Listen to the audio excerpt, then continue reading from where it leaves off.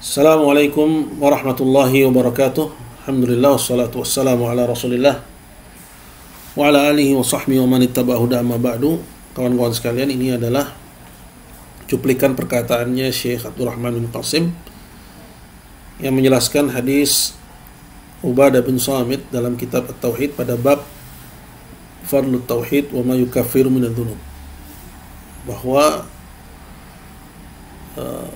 tauhid itu memiliki keutamaan dan tauhid itu bisa menggugurkan dosa-dosa.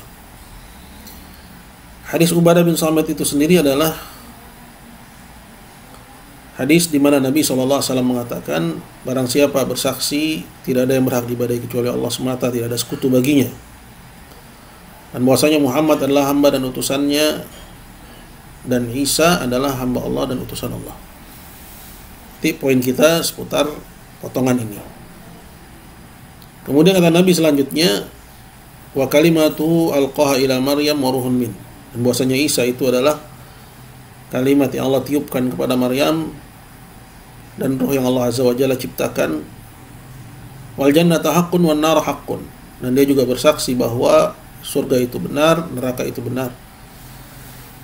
Nah, barang siapa yang mendatangkan perkara-perkara ini semua, kata Nabi SAW, adkhalahu Allahul jannata ala ma kana minal amal, Allah akan masukkan dia ke dalam surga seperti apapun amalannya. Artinya, apakah amalannya baik atau amalannya buruk, kembalinya tetap akan ke surga selagi dia memenuhi kriteria-kriteria ini.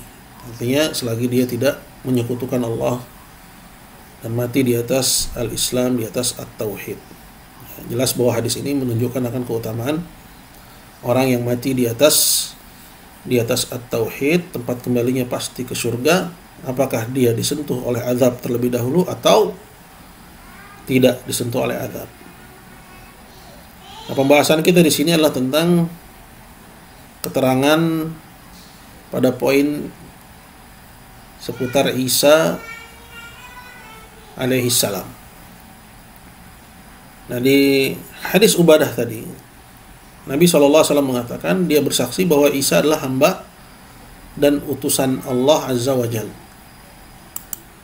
Artinya seorang muslim wajib meyakini bahwa Isa itu hamba Allah. Artinya hamba Allah, ya, bukan seperti keyakinan orang Kristen yang menuhankan Isa, dan bahwasanya Isa itu adalah utusan Allah. Artinya bukan seperti keyakinan orang Yahudi yang mengabaikan hak Isa, menuduhnya anak pezina. Kata Syekh Abdurrahman bin Qasim di sini, khilafan lima ya'taqidu al-yahud. Keyakinan ini berseberangan dengan yang diyakini oleh orang-orang Yahudi, annahu ibnu zaniyah, bahwa Isa itu adalah anak pezina, ya, karena mereka menuduh Maryam itu berzina. Tapi Islam mengangkat derajat Isa atau menempatkan Isa pada posisinya yang tinggi, bahwa dia utusan Allah.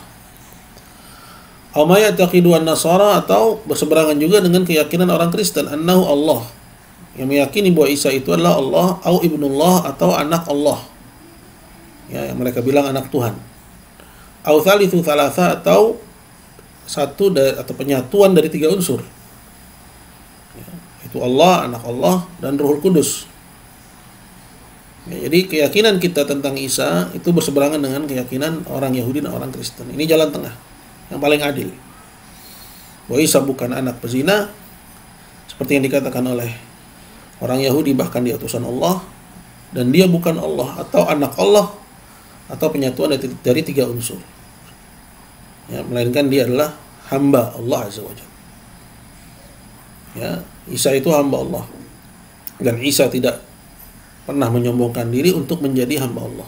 Artinya dia tidak menuntut lebih dari itu. Seperti Allah Azza wa Jalla firmankan dalam Al-Quran di surat An-Nisa, Allah berfirman, la yastankif al-masihu ayyakuna abdan lillah, bahwa Isa itu la yastankif, ya, kata Ibnu Abbas, yastankif artinya yatakabbar, bahwa Isa tidak merasa risih, tidak merasa sombong atau menyombongkan diri dari menjadi hamba Allah.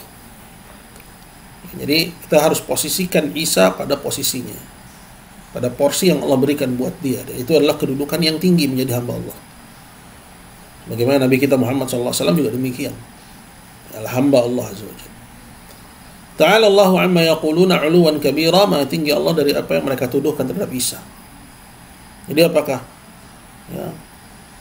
sikap orang-orang Yahudi yang menelantarkan hak Isa, ini ekstrim kirinya, atau sikap orang Kristen yang terlalu mengeluh-elukan Isa, ini ekstrim kanannya. Sedangkan Islam ada di tengah-tengah, jalan yang paling adil tentang Isa. Tidak terlalu menyanjungnya seperti orang Kristen, tidak merendahkannya seperti orang Yahudi. Lalu berkata Syekh Abdurrahman, qala fala budda an yashhad, maka seorang wajib untuk bersaksi annahu Abdullah wa rasuluhu an ilmin wa yakin, bahwa Isa itu hamba Allah dan utusan Allah. Di atas ilmu, dari mana kita dapati bahwa Isa adalah hamba dan utusan Allah? Ilmunya kita dapati dari Quran, karena Allah banyak menerangkan hal itu dalam Al-Quran. Ilmunya kita dapati dari hadis, dan Nabi SAW juga banyak menerangkan hal itu dalam hadis. Wa yakin, setelah kita tahu, wajib bagi kita untuk meyakini. Bal la yasihhu tauhidu 'abdin alima bimaqalatihim fi Isa hatta yatabara'a minhum min maqalatihim. Bahkan tauhid seorang hamba atau Islam seorang hamba itu tidak dianggap sah, artinya belum dianggap berislam, atau dia sudah berislam kemudian batal. Kalau dia mengetahui pendapat orang-orang kafir itu terhadap Isa, baik yang berlebihan menyanjungnya atau berlebihan hingga merendahkannya. Ini dua sikap berlebih-lebihan, ifrat wa tafrit, ekstrim kanan, ekstrim kiri. Ini sebenarnya sikap-sikap yang gulu. Islam datang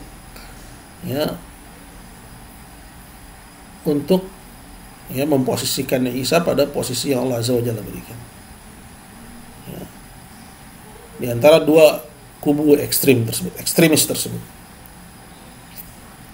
Tidak sah, kata Syekh Abdurrahman, tauhid seorang, maksudnya Islam seorang yang dia tahu akan pendapat orang-orang kafir terhadap Isa, hatta yatabara'a minhum, sampai dia berlepas diri dari orang-orang kafir itu. Wa min maqalatihim, dan dari pendapat mereka terhadap Isa. Jadi kalau ada orang misalnya masuk Islam, baik dia dari Kristen atau Yahudi, tapi dia masih meyakini ini, belum sah Islamnya. Kalau dia mengucapkan syahadat 1000 kali. Begitu juga kalau ada orang yang memang sejak lahir Islam, tapi keyakinannya meyakini bahwa Isa itu Tuhan atau anak Tuhan atau penyatuan dari 3 unsur, atau seperti keyakinan orang Yahudi, maka Islamnya batal. Tidak sah tauhid seorang sampai dia mengetahui pendapat orang kafir terhadap Isa, sampai dia berlepas diri dari mereka dan berlepas diri dari pendapat mereka terhadap Isa. Maksudnya berlepas diri artinya mengingkari, minimal dengan hati. Wa ya'ti bima huwal haqqu fi dzalik, dan sampai dia mendatangkan yang benar. Apa pendapat yang benar tentang Isa ini? Wa huwa syahadatu anna Isa Abdullah wa rasuluh, yaitu kesaksian bahwa Isa adalah hamba Allah dan utusan Allah Subhanahu wa ta'ala. Jadi ini keyakinan umat Islam terhadap Isa, dan yang harus dilakukan oleh seorang kapan dia masuk ke dalam Islam. Allahu ta'ala a'lam wa alam. Sallallahu ala sayyidina Muhammadin wa ala alihi wa sahbihi wa sallam. Jazakallahu khairan.